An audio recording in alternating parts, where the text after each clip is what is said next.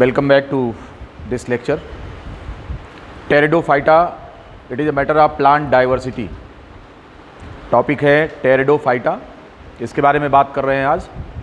और इसमें से बहुत डिटेल तो नहीं पढ़ा मिलेगा, लेकिन जितना मैक्सिमम जो इसमें से क्वेश्चन पूछे जा सकते हैं आपके पीजीटी में वो आ जाएंगे सारे, ठीक है। तो बात टेरिडोफाइट्स की कर रहे हैं। ये जो प्लांट्स हैं इन्हें हम वैस्कुलर क्रिप्टोगैम कहते हैं।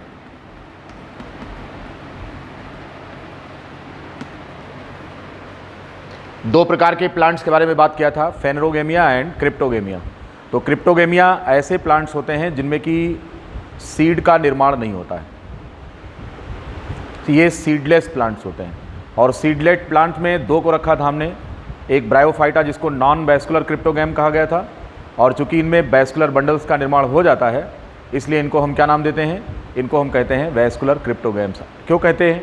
ये क्रिप्टोगैम्स का मतलब होता है नो सीड फॉर्मेशन, इनमें बीज का निर्माण नहीं होता। ये ऐसे प्लांट होते हैं जिनमें कि सीड का निर्माण नहीं होता।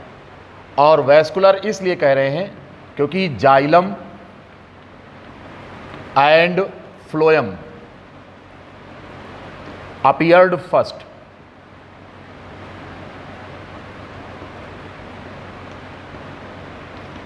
इन दीज प्लांट्स, अगर हम वैस्कुलर बंडल्स की बात करें, किसकी?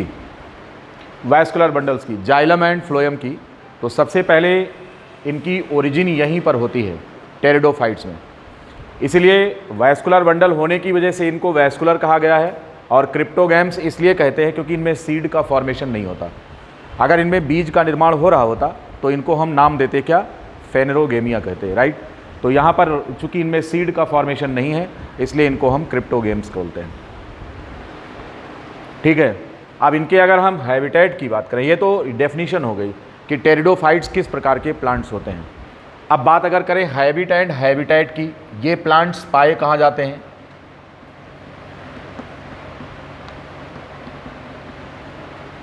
तो या तो ये लैंड पर होते हैं, लेकिन ये लैंड कैसी है?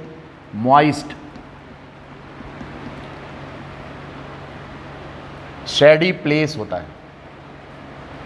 ऐसी जगह पर होते हैं जहाँ पर कि नमी ज़्यादा होती है और छायादार स्थान होते हैं, वहाँ पर पाए जाएंगे। या फिर इन वाटर, या तो पानी में होंगे। डिस्ट्रीब्यूशन इज रेस्ट्रिक्टेड, इनका जो डिस्ट्रीब्यूशन है,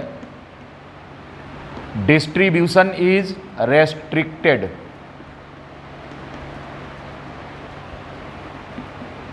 to the areas where there is availability of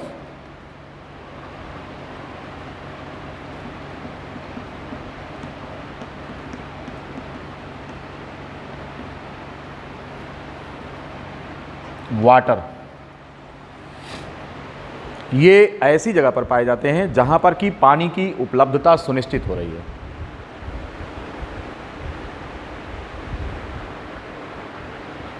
तो अगर इनके हैबिटेट्स की बात करें कि ये प्लांट्स पाए कहाँ पर जाते हैं, तो these plants are known as land plants. These are found on moist and shady places, नम और छायादार स्थान पर होते हैं।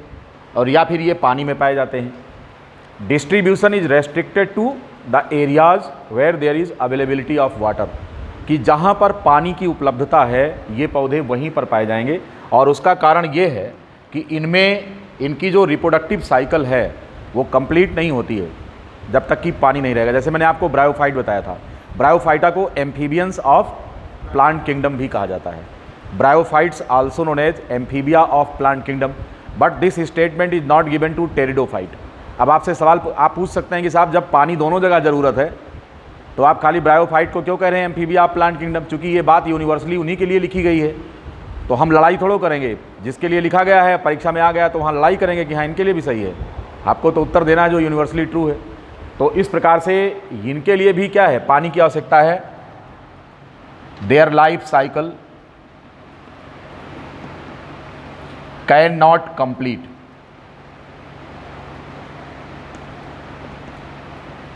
विदाउट वाटर, बिना पानी के इनका जीवन चक्र पूरा नहीं हो सकता। फर्टिलाइजेशन नीड्स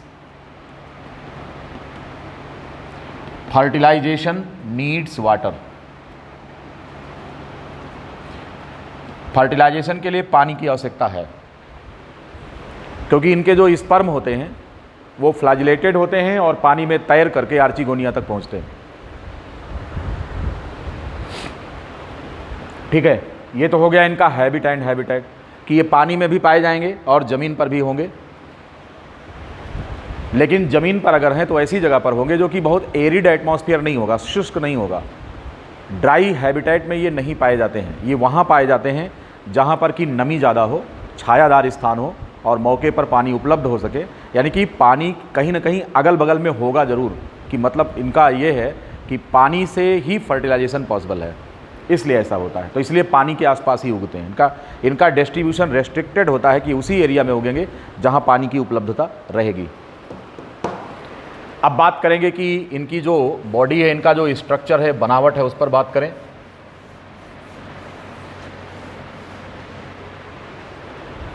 इनका जो मेन प्लांट होता है, अगर बात करें कि टेरिडोफाइट्स में जो मेन प्लांट होता है ये कैसा होता है, रिप्रेजेंट्स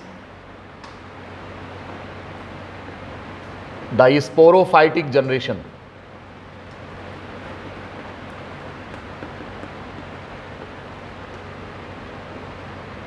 इनका जो मुख्य प्लांट होता है that represents the sporophytic generation. Sporophytic का मतलब all the cells in plant body, all the cells have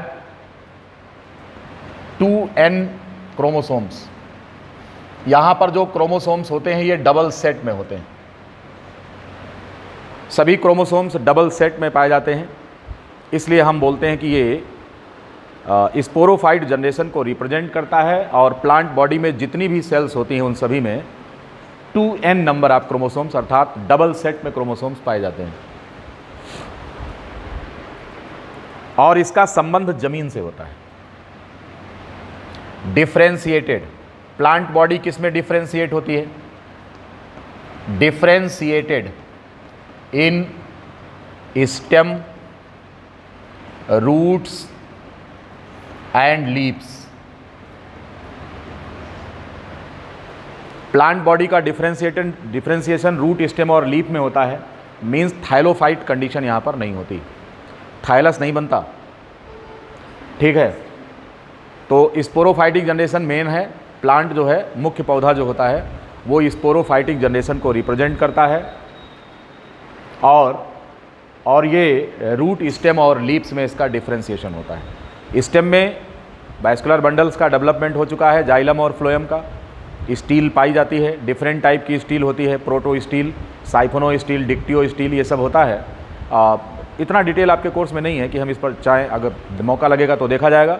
otherwise जिन पर क्वेश्चंस ज़्यादा उठने की संभावना है पहले हम उसका डिस्कशन करेंगे, बिकॉज समय कम है। ठीक है, तो अब बात करेंगे हम किस पर, प्लांट बॉडी के बाद हम बात करेंगे कि क्या इसमें इनके जीवन में गैमेटोफाइट नहीं आती है। तो इनके जीवन में गैमेटोफाइट आता है, वो भी आप नोट कर लेंगे, लेकिन गैमेटोफाइट बहुत कम ड्यूरेशन के लिए होता है।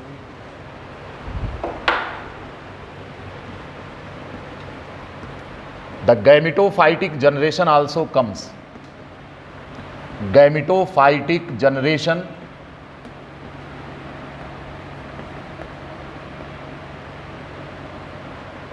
also comes that has n number of chromosomes, n chromosomes। सामान्य से आधे क्रोमोसोम्स पाए जाते हैं। क्रोमोसोम्स की संख्या कितनी होती है, सामान्य से आधे, 2n का आधा, n गैमेटोफाइटिक जनरेशन। लेकिन ध्यान रहे कि ये डोमिनेटिंग फेज नहीं होती है, ये थोड़े समय के आती है और हम इसे प्रोथैलस कहते हैं। It is also known by the name, क्या कहते हैं इसको,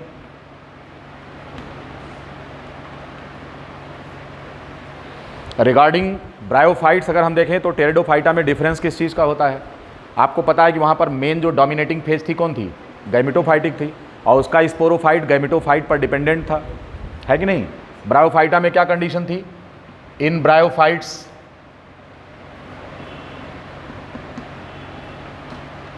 the sporophyte was dependent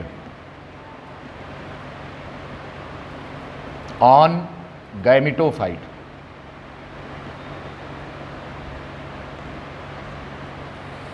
Not growing freely on soil. इसका मिट्टी से कोई संबंध नहीं होता। स्पोरोफाइट किसमें? ब्रायोफाइटा में। जबकि आप यहाँ पर देख पा रहे हैं कि स्पोरोफाइट मेन प्लांट होता है और उसका ज़मीन से संबंध होता है, वो मिट्टी में उगता है, और उसका स्पोरोफाइट गैमेटोफाइट के सरफेस पर उग रहा था। तो ब्रायोफाइटा में स्पोरोफाइट का इंडिपेंडेंट लाइफ नहीं होता, लेकिन टेरिडोफाइटा में स्पोरोफाइट की इंडिपेंडेंट लाइफ होती है। ये बात समझ गए? यहाँ पर टेरिडोफाइटा में गैमेटोफाइट और स्पोरोफाइट दोनों एक दूसरे से फ्री होते हैं। ऐसा नहीं होता है कि ये एक दूसरे से अलग अलग पाए जाते हैं। बात समझ रहे हैं? ये एक दूसरे से अलग अलग नहीं पाए जाते, बल्कि क्या होते हैं, एक दूसरे पर डिपेंडेंट नहीं है, अलग अलग पाए जा रहे हैं। तो आपने देखा स्पोरोफाइट अलग है, गैमेटोफाइट अलग है। गैमेटोफाइट में n नंबर आप क्रोमोसोम्स होंगे इस जनरेशन में, लेकिन ये थोड़े समय के लिए आती है, और वहाँ पर ब्रायोफाइटा में बहुत लंबे समय तक। तो वहाँ डोमिनेटिंग जनरेशन थी कौन? गैमेटोफाइट। यहाँ डोमिनेटिंग जनरेशन कौन है? स्पोरोफाइट है। यहाँ पर स्पोरोफाइट और गैमेटोफाइट दोनों एक दूसरे से अलग है, और दोनों का संबंध मिट्टी से है। वहाँ क्या है कि गैमेटोफाइट का संबंध तो मिट्टी से था, परंतु स्पोरोफाइट वो गैमेटोफाइट के सरफेस पर उगता था। ये अंतर है। इतनी बात समझ गए? अब ये जो प्रोथैलस होता है, इस पर बात क्या है कि जो सेक्स ऑर्गेन होते हैं, ये सिमिलरिटी दोनों में है। Pteridophyta and bryophyta both have similarity regarding the location of sex organs. Sex organ in both cases develop on gametophyte. कहाँ डेवलप होते हैं? ये एक सिमिलरिटी है दोनों में, कि जो सेक्स ऑर्गेन है antheridia and archegonia, these both develop on gametophyte. किसमें? ब्रायोफाइट में भी और टेरिडोफाइट में। तो इस बात को आप लिख लेंगे कि जो सेक्स ऑर्गेन्स होते हैं डेवलप ऑन दी गैमेटोफाइट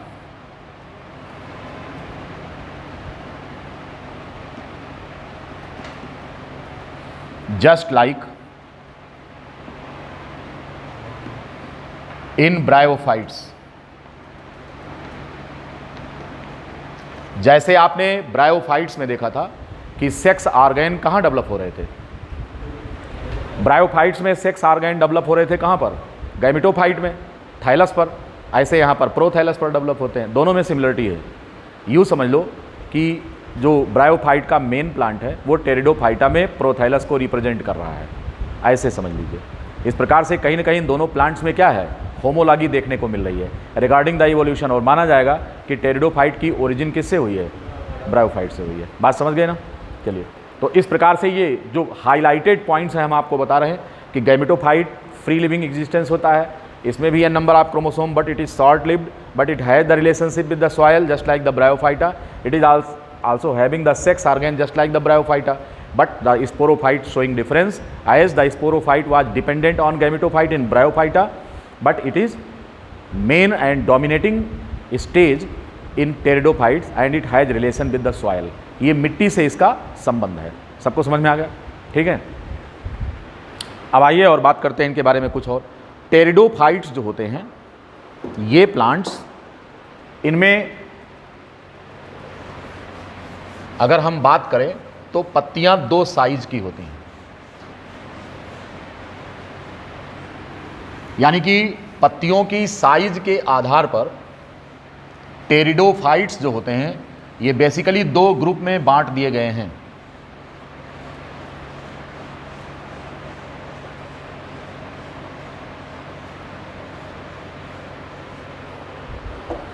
इनका कैटेगराइजेशन हुआ है on the basis of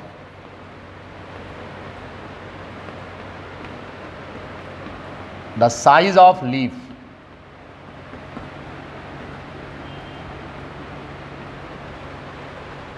the pteridophytes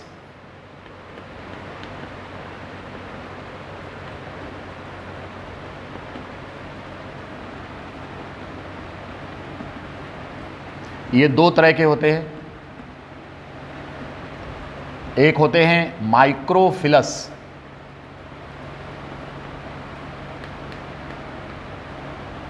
और दूसरे होते हैं मैक्रोफिलस।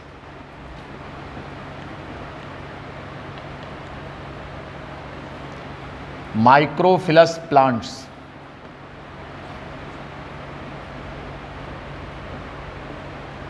और माइक्रोफिलस प्लांट। माइक्रो माने बड़े आकार की, माइक्रो माने छोटे आकार की, फिलस मीन्स होता है लीव्स।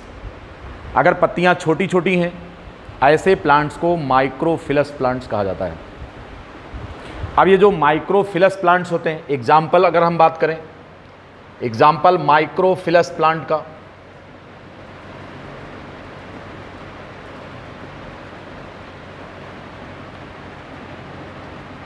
तो इसमें आता है सिलाजिनेला, इसमें आता है लाइकोपोडियम। ये इस प्रकार के पौधे आते हैं। अगर हम मैक्रोफिलस प्लांट्स की बात करें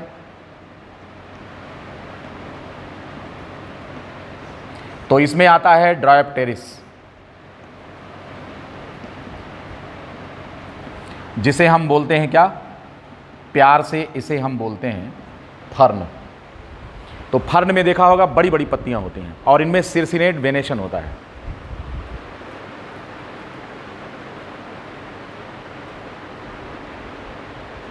सिलाजिनेला और लाइकोपोडियम जैसे जो पौधे होते हैं इनमें पत्तियां छोटी छोटी होती हैं। ऐसे प्लांट्स को हम माइक्रोफिलस प्लांट्स की श्रेणी में रखते हैं। लेकिन ऐसे प्लांट्स जिनमें पत्तियां बड़े आकार की होती हैं इनको हम नाम क्या देते हैं, इनको कहते हैं कि ये माइक्रोफिलस प्लांट्स होते हैं। बड़े आकार के, बड़ी बड़ी पत्तियां होती हैं, ठीक है। और क्या होता है, जो जुवेनाइल लीव्स होती हैं उनमें स्प्रिंग की तरह की क्वाइलिंग होती है। ऐसे वेनेशन को सिरसिनेट वेनेशन कहते हैं। मतलब ये है कि अगर ड्रायोप्टेरिस प्लांट को अगर आप देखें, ये मिटा दे, सारा लिख लिया है, पूरा कर लो जो लोग कर रहे हैं, ठीक है। रिवीजन चल रहा है सही, इतने से ही काम चलेगा आपका, बस इतने में सवाल आ जाएंगे सब। मैक्सिमम जो पॉइंट्स आने चाहिए जिन पर सवाल बनेंगे, मुझे पता है कहाँ कहाँ से बनेंगे, तो वो मैं हिट कर दे रहा हूँ।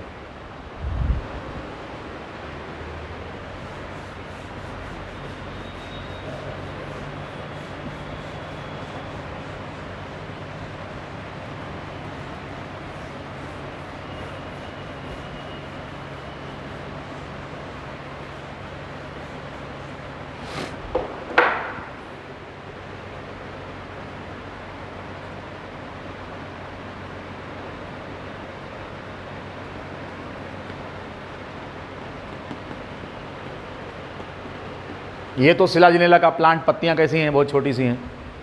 लेकिन अगर हम बात करें किसकी, ड्रायोप्टेरिस की, तो इसमें जो जुवेनाइल लीव्स होती हैं वो ऐसे इस प्रकार से स्प्रिंग की तरह, ये इनके रूट्स हो गए, मिट्टी में होते हैं। और इनकी जो पत्तियां होती हैं शुरू में कैसी होती हैं, ये जुवेनाइल लीव्स होती हैं, ठीक है। और जो बड़ी पत्तियां होती हैं वो पत्तियां बड़ी हो गई, और छोटी वाली जो हैं ये कौन है, ये जुवेनाइल लीव्स हैं।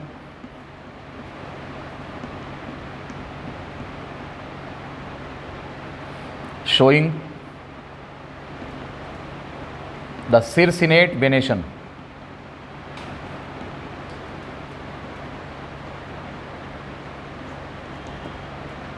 स्प्रिंग की तरह क्वाइल्ड अगर लीव्स हैं तो हम बोलेंगे कि ये सिरसिनेट वेनेशन है।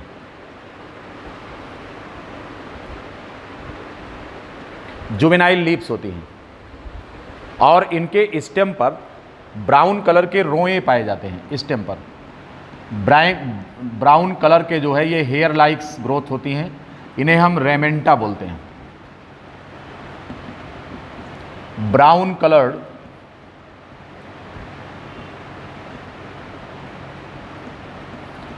हेयर लाइक अपेंडेज स्ट्रक्चर्स को रेमेंटा बोला जाता है। ये स्टेम पर पाए जाते हैं, ब्राउन कलर के हेयर लाइक अपेंडेजेज होते हैं।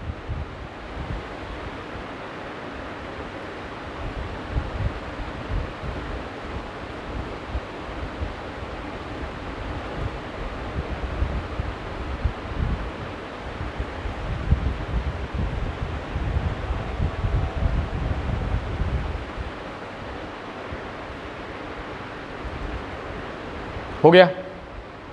रेमेंटा बता दिया, सिरसिनेट, वेनेशन, जुवेनाइल लीव्स में डायोप्टेरिक्स बता दिया। माइक्रोफिलस और माइक्रोफिलस प्लांट के बारे में हमने आपको चर्चा कर लिया कि कौन किसका एग्जाम्पल है। अब बात करेंगे कि टेरिडोफाइटा में रिप्रोडक्शन पॉइंट ऑफ व्यू से अगर देखें तो दो प्रकार के प्लांट्स होते हैं, एक होते हैं होमोस्पोरस प्लांट्स और दूसरे होते हैं हेट्रोस्पोरस प्लांट्स। तो चर्चा इन पर होगी। अब लिख लिया होगा, पूरा कर लीजिए। टेरिडोफाइट्स में दो कैटेगरी के प्लांट्स होते हैं।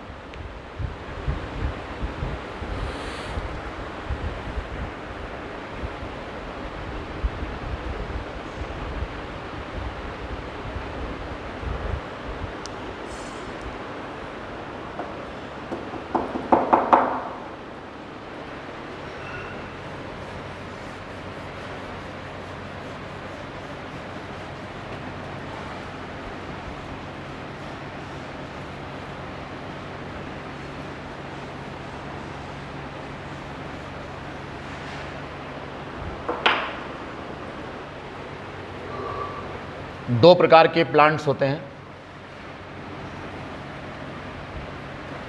एक होता है homosporous plant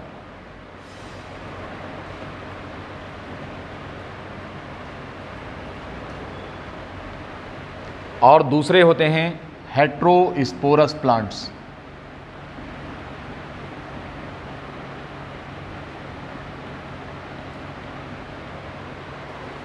homosporous plants and heterosporous plant का ये क्या चक्कर है, हम आपको अभी बता रहे हैं।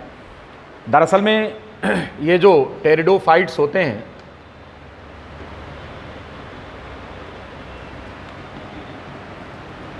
रिप्रोड्यूस बाय फार्मिंग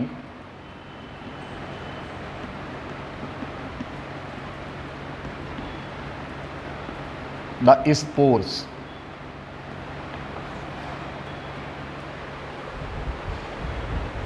टेरिडोफाइटा में रिप्रोडक्शन स्पोर फॉर्मेशन से होता है। आपको पता है कि स्पोर्स क्या होते हैं? दीज आर स्फेरिकल यूनिसेलुलर और bicellular structures with abundance of food, reserve food material. Spores में रिजर्व फूड मटेरियल काफ़ी मात्रा में होता है। ये यूनिसेलुलर हो सकते हैं या बाईसेलुलर हो सकते हैं। यहाँ पर टेरिडोफाइट्स में अगर किसी भी प्लांट में केवल एक ही प्रकार का स्पोर बन रहा है, यानी कि सभी स्पोर्स एक ही प्रकार के हैं, तो इस कंडीशन को क्या बोलेंगे? ऐसे प्लांट को होमोस्पोरस प्लांट बोलेंगे। ये जो होमोस्पोरस प्लांट्स होते हैं वो क्या काम करते हैं? Homosporous plants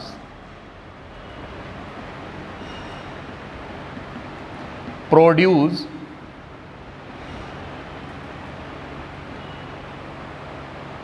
only one type of spore. एक ही प्रकार के स्पोर्स होते हैं। किसमें? होमोस्पोरस प्लांट्स में। All the spores are of same morphological detail. सारे स्पोर्स एक ही प्रकार के होते हैं।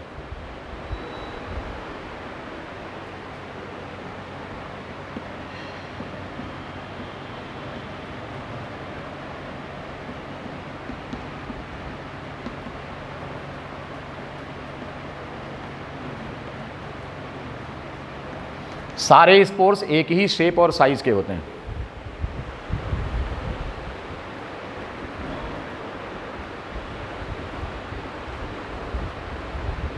अब हेट्रोस्पोरस प्लांट्स में क्या होता है?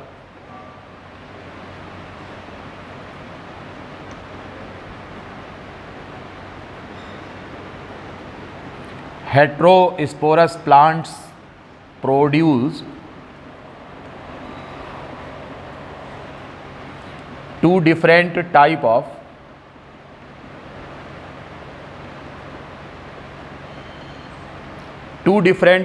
of spores। दो तरह के स्पोर्स बनते हैं। एक स्पोर बड़े आकार का होता है और दूसरा होता है छोटा, मैक्रो स्पोर्स। ये बड़े आकार के होते हैं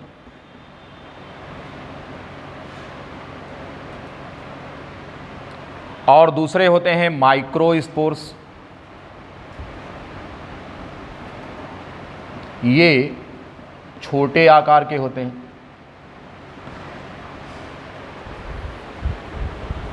इस तरह से टेरिडोफाइट्स प्लांट में दो प्रकार के स्पोर प्रोड्यूस होते हैं हेटेरोस्पोरस प्लांट्स में। एक बड़े आकार का स्पोर होता है और दूसरा छोटे आकार का होता है। अब यहीं से इनके लाइफ साइकिल का पैटर्न भी चेंज हो जाता है। चूँकि स्पोर्स अलग अलग शेप साइज़ के पैदा हो रहे हैं तो उनका मार्फोलॉजी भी डिफरेंट है और बिहेवियर भी डिफरेंट है। तो निश्चित रूप से इनके लाइफ साइकिल का पैटर्न इसी के अनुसार मॉडिफाई हो जाता है। यानी कि होमोस्पोरस प्लांट्स और हेटेरोस्पोरस प्लांट, इन दोनों की जो लाइफ साइकिल होती है वो सिमिलर नहीं होती। वो क्या होती है?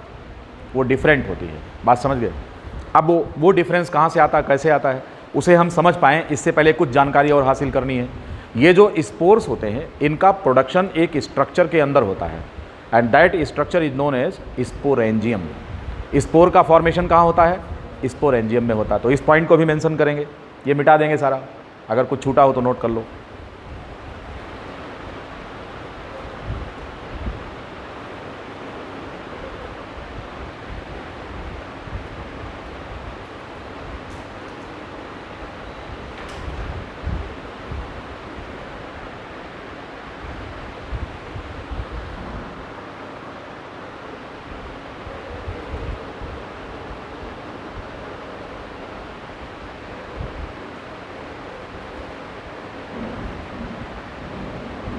हो गया?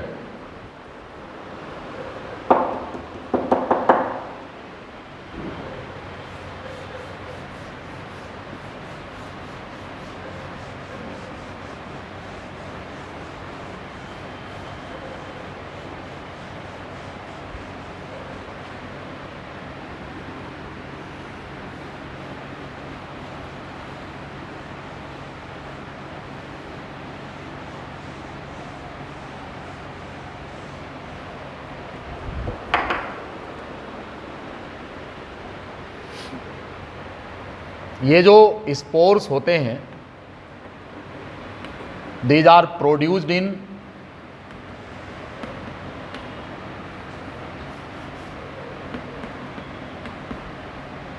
The sporangium.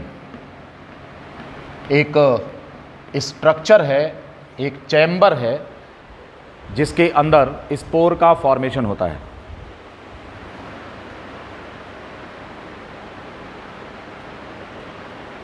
ठीक है। स्पोरेंजियम कहाँ बनता है हम आपको अभी बताएंगे।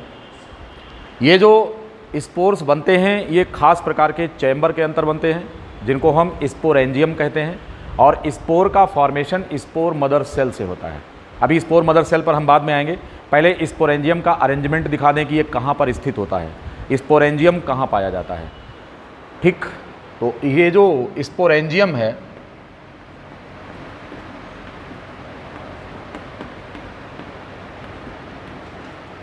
is produced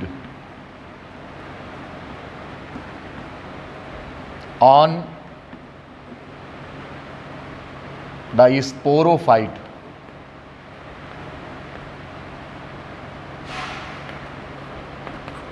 जो स्पोरोफाइटिक प्लांट है उस पर यह डेवलप होता है, उसकी किसी ब्रांच पर। अब ये जो स्पोरेंजियम होता है, अगर हम बात करें, may be present in the structure known as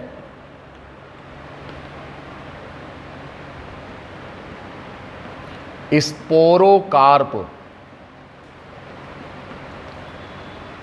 sporangium बन सकता है किसके अंदर? स्पोरोकार्प के अंदर। ये खास प्रकार का स्ट्रक्चर मार्सिलिया में बनता है। मार्सिलिया एक प्रकार का प्लांट है टेरिडोफाइट ग्रुप का, तो आप लिख लेंगे it is produced in Marsilea.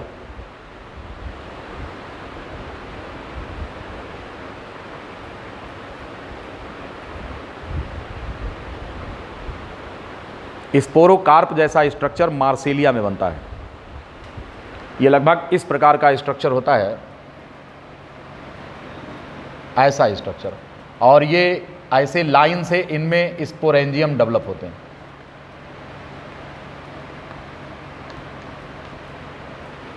और इस स्ट्रक्चर को हम स्पोरोकार्प कहते हैं। ऐसा स्ट्रक्चर डेवलप होता है जिसके अंदर स्पोरेंजियम का फॉर्मेशन होता है। ध्यान रहे कि यह स्ट्रक्चर मार्सिलिया में बनता है।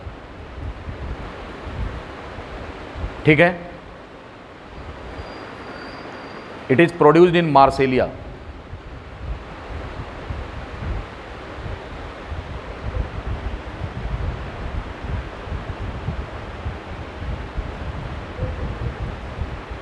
नेक्स्ट, दूसरा जो तरीका है वो ये है इन फर्न। अगर हम फर्न की बात करें, द ग्रुप ऑफ स्पोरेंजियम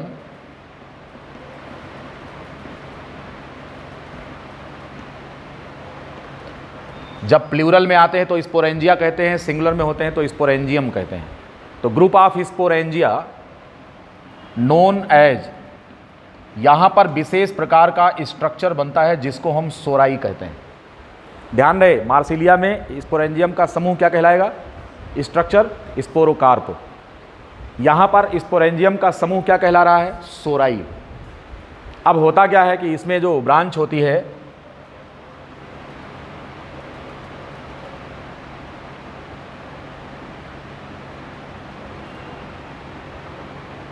अब इसमें ढेर सारे स्पोरेंजियम होते हैं, स्पोरेंजियम का समूह होता है ये। इस स्ट्रक्चर को, प्रोटेक्टिव स्ट्रक्चर को हम बोलते हैं इंडूसियम। इंडूसियम क्या होता है? ये प्रोटेक्टिव स्ट्रक्चर होता है।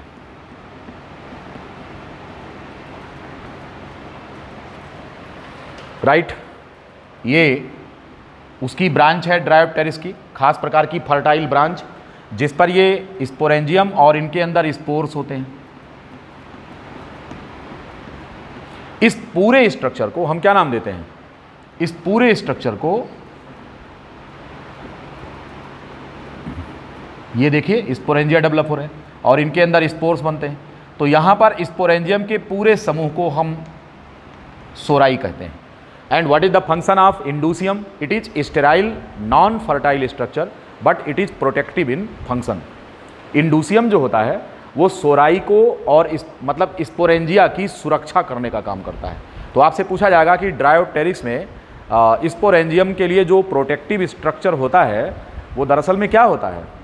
तो आप कहेंगे कि इट इज़ इंडूसियम। ये प्रोटेक्टिव स्ट्रक्चर, हाथी के दांत जैसा ऐसा स्ट्रक्चर होता है। और स्पोरेंजियम का जो समूह होता है हम इसे सोराई कहते हैं।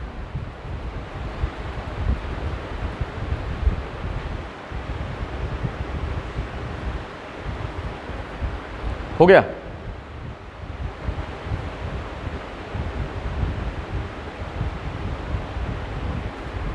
अब तीसरी कंडीशन बाकी है। तीसरी कंडीशन में क्या होता है कि स्पोरेंजियम का समूह होता है, ये विशेष प्रकार के लीफी स्ट्रक्चर पर अटैच होते हैं जिनको हम स्पोरोफिल कहते हैं। ठीक, बताते हैं आपको तीसरी कंडीशन। स्पोरोकार्प आपने जान लिया, सोराई और इंडूसियम जान लिया। अब किसकी बात करेंगे? अब बात करते हैं तीसरी कंडीशन जो बन रही है, स्ट्रोबिलस बनाते हैं ये। स्पोरेंजियम का समूह जो होता है यहाँ पर क्या बना रहा है स्ट्रक्चर? स्ट्रोबिलस बना रहा। वो स्ट्रक्चर हम आपको दिखा रहे हैं अभी। हो गया होगा? आप लोगों के पास समय है, पूरा कर लीजिए जल्दी से।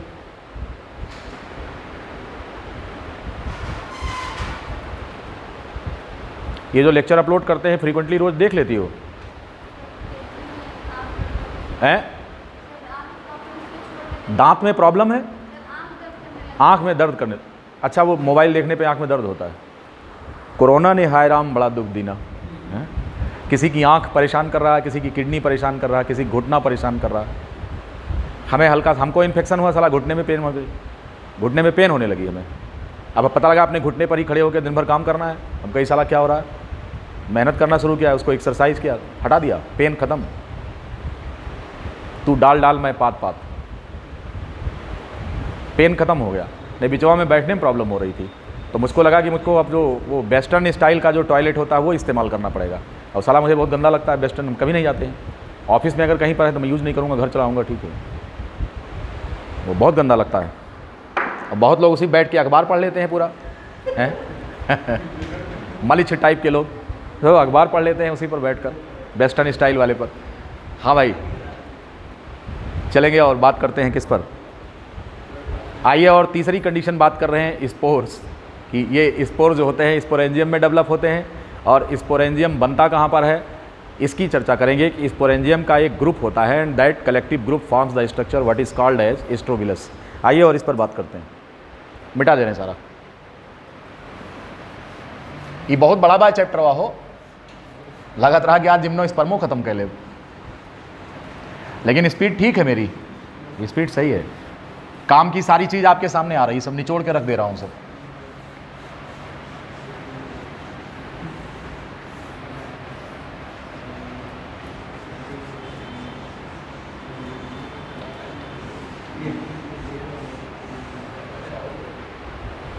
हाँ, देखिए जो तीसरी कंडीशन एराइज कर रही वहां पर यह है कि जो स्पोरेंजियम है आर बॉर्न, ये बनते हैं, कहां पर बनते हैं? On the special leafy branch.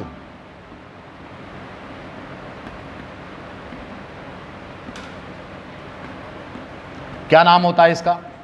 It is known as the sporophyll. Sporophyll.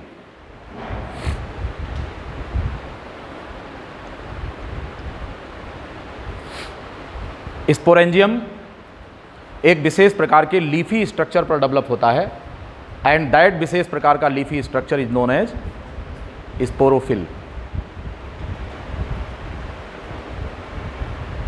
अब देखो इसको एनालाइज अगर करें, स्पोरो माने होता है बेटा, ये क्या कहते हैं इसको? स्पोरो stands for sporangium,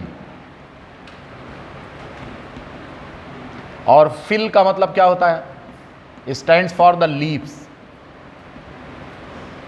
leafy structure जिस पर स्पोरेंजियम जनरेट हो, बने, हम उसे स्पोरोफिल कहते हैं।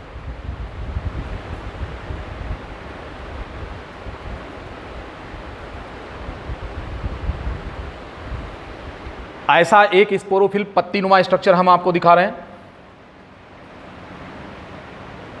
और इस पर एक स्पोरेंजियम ये डेवलप हो रहा है, right?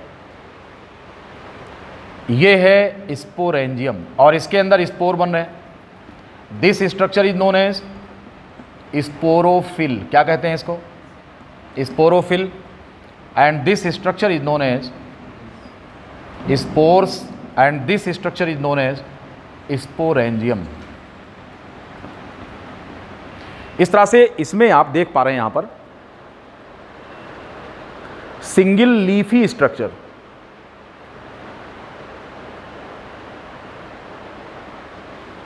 Single leafy structure that bears the sporangium here, and this complete structure is known as sporophyll. It is having the sporangia, and inside the sporangia spores have been shown here in this diagram.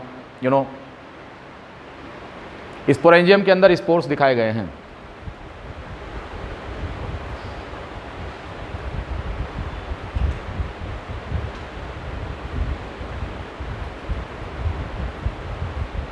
ठीक है, इस प्रकार से sporangium एक leafy structure पर बनते हैं। ऐसे लीफी स्ट्रक्चर को स्पोरोफिल कहा जाता है। यहां पर एक नहीं बल्कि कई स्पोरोफिल मिलकर एक ग्रुप बनाते हैं and that collective structure is known as strobilus. तो group of sporophyll constitutes the structure what is called as strobilus. तो आप लिखेंगे large number of sporophylls,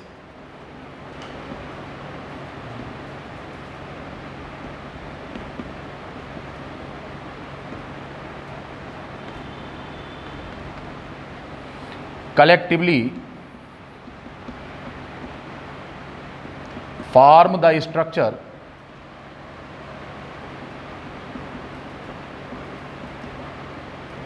what is called as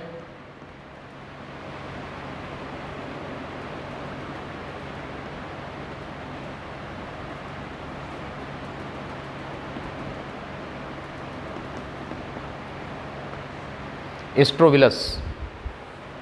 कभी कभी हम इसको नाम देते हैं कोन।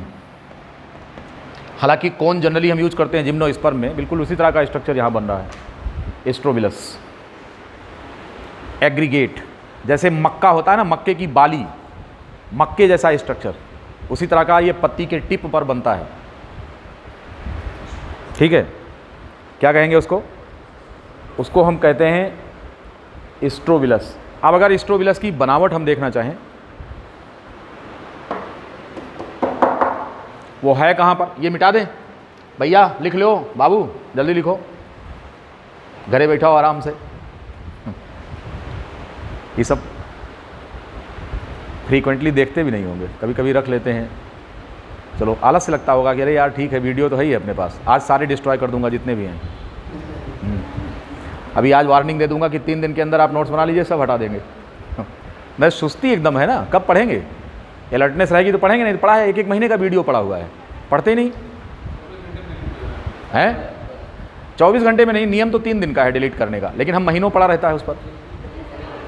हाँ, लेकिन यह है कि अभी कुछ सहूलियत बरते हुए हैं कि चलो ठीक है, कुछ काहिल लोग बाद में पढ़ लेंगे उसको, लेकिन तो डिलीट कर देंगे सब। हाँ देखो भाई, एस्ट्रोविलस का स्ट्रक्चर देखो कैसा होता है।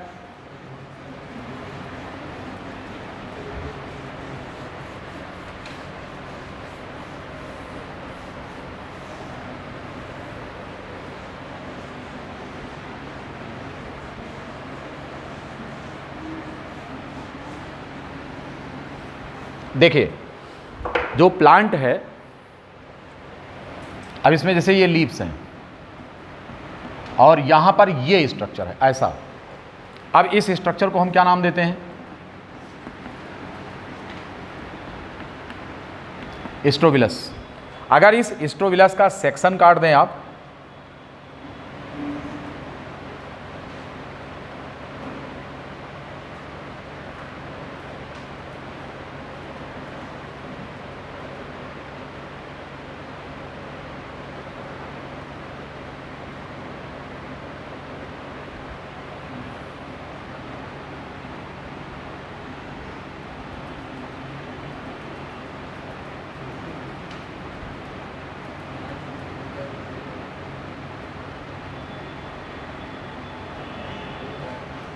ऐसा स्ट्रक्चर होता है, और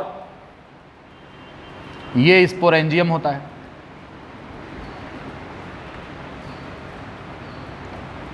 ये स्पोरेंजियम है, और इनके अंदर ये स्पोर्स होते हैं। और ये जो बीच में स्ट्रक्चर आप देख पा रहे हैं, दिस वन, हम इसे रैकिस कहते हैं। क्या कहते हैं? This structure is known as rachis. This one is sporophyll and this one is the sporangium.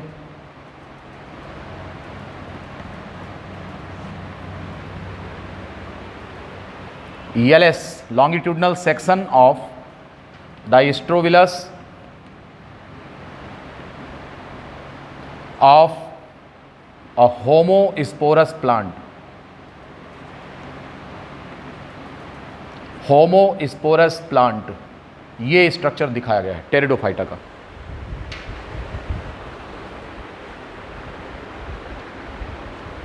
Middle में रैकिस होता है, स्पोरोफिल है, sporangium, inside the sporangium spores are present.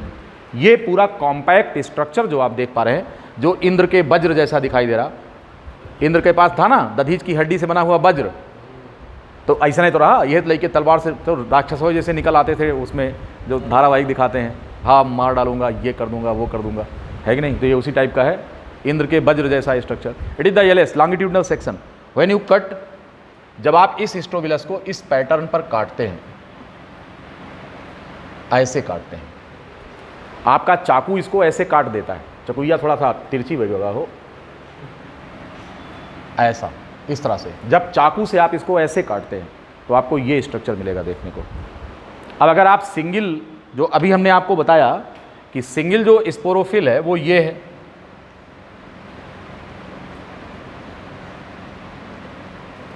ये है स्ट्रक्चर, एक स्पोरोफिल।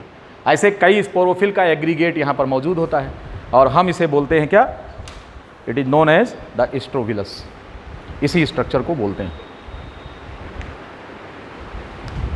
ये होमोस्पोरस का है। अब अगर हेट्रोस्पोरस है तो क्या होगा? तो हेट्रोस्पोरस में 2 प्रकार के स्पोरेंजियम बनेंगे, छोटे स्पोरेंजियम और बड़े। और छोटे स्पोरेंजियम में छोटे स्पोर बनते हैं, बड़े स्पोरेंजियम में बड़े स्पोर। वो कैसा होता है जरा वो देख लो।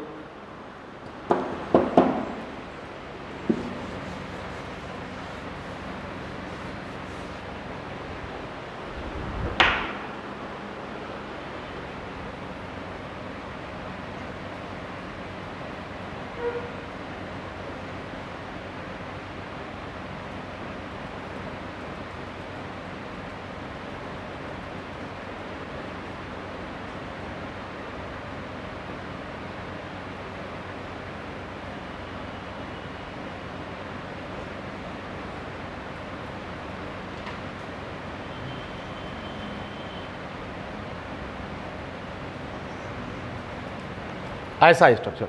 अब आप एक तरफ इस तरफ देखोगे तो ये छोटे वाले स्पोरेंजियम हैं, और इधर कौन है, ये बड़े साइज के स्पोरेंजियम होते हैं। इन स्पोरेंजियम को क्या बोलेंगे, मैक्रो स्पोरेंजियम या मेगा स्पोरेंजियम बोलते हैं। क्या बोलेंगे, मेगा स्पोरेंजियम।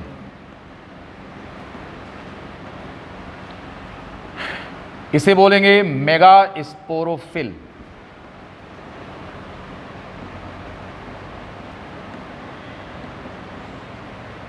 और ये है रैकिस।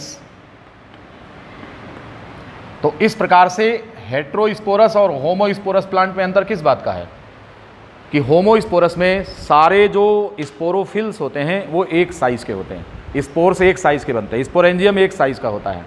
परंतु हेट्रोस्पोरस में दो अलग अलग प्रकार के, एक साइड के स्पोरेंजियम छोटे और दूसरे साइज के स्पोरेंजियम बड़े होते हैं। अब इसे हम क्या बोलेंगे, फिगर में क्या देंगे इसको, it is the sporangium strobilus of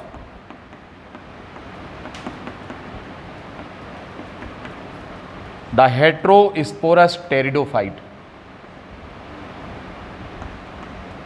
heterosporous pteridophyte plant. आप समझ गए हैं कि जो रिप्रोडक्टिव बॉडीज बन रही हैं, स्पोर्स, स्पोरेंजियम और स्पोरोफिल, इनकी क्या कहानी है। तो ये तीनों प्रकार के जो वेरिएशंस हैं ये हमने आपको समझा दिया है इसमें, कि तीन प्रकार के वेरिएशंस देखने को यहाँ पर मिल रहे हैं।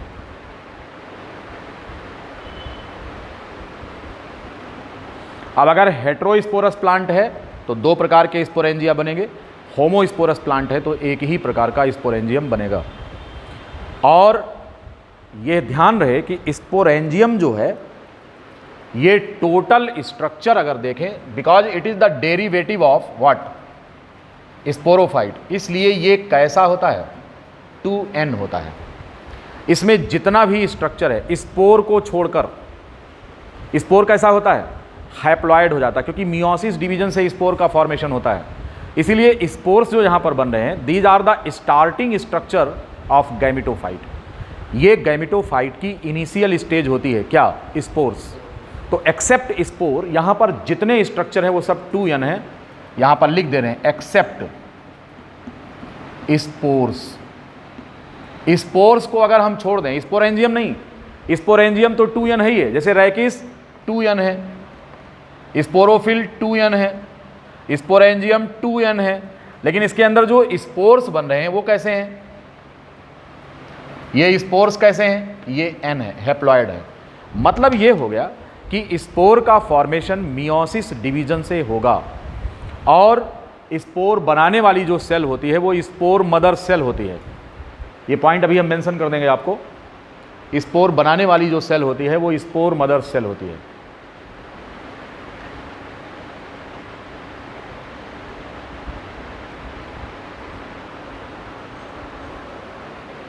यहां लिख दे रहे हैं द स्पोर फॉर्मिंग सेल, इसको क्या नाम देंगे, या इसको स्पोर मदर सेल कहते हैं। Spore mother cell is sporophytic, मतलब ये 2n होती है। और स्पोर्स कैसे बनते हैं, spores formed from this cell by meiosis division.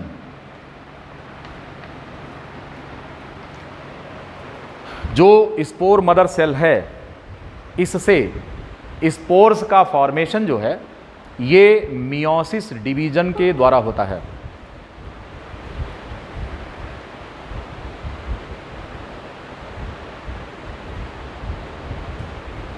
इस तरह से टेरिडोफाइट में दो प्रकार के प्लांट्स हो गए, होमोस्पोरस और हेट्रोस्पोरस, और इन दोनों में दोनों के अलग अलग स्ट्रक्चर्स को मैंने डिस्क्राइब किया है। अब आगे का जो स्ट्रक्चर है, यहाँ पर ध्यान रहे कि जो स्पोर्स बन गए हैं, these are the initial stage of gametophytic generation. Pteridophyte plants में गैमेटोफाइटिक जनरेशन की इनिशियल स्टेज जो होती है वो यही स्पोर्स होते हैं। तो इस बात को आप मेंशन कर लेंगे कि spores are the initial stage,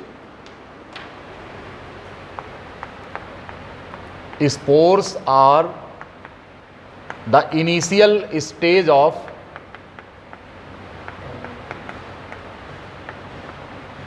the gametophytic generation, gametophytic generation. ठीक है, गैमेटोफाइटिक जनरेशन की स्टार्टिंग स्टेज जो होते हैं ये स्पोर्स होते हैं। ठीक है, हमारे इस लेक्चर में लगभग 52 मिनट का ये लेक्चर होने जा रहा है। इसमें हमने टेरिडोफाइट का आधा हिस्सा पढ़ा दिया है आपको, अब आधा बचता है, इस पर चर्चा कल होगी और कल आपका ये टेरिडोफाइटा ख़त्म हो जाएगा। ऐसे फिर जिम्नोस्पर्म 2 लेक्चर ले लेगा, है कि नहीं? लेकिन अगर 2 लेक्चर में टेरिडोफाइट ख़त्म किया जा रहा है तो कैसा है भाई? हैं, सारे पॉइंट्स आ जा रहे हैं, सब आ जा रहे हैं, एक को पॉइंट छूटेगा नहीं, सब मिल जाएगा आपको। जितने भी पॉइंट्स बनते हैं, क्वेश्चन जिन पर संभावित हैं, ये सब मिल जाएगा आपको। ठीक है भाई, okay, take care, thank you.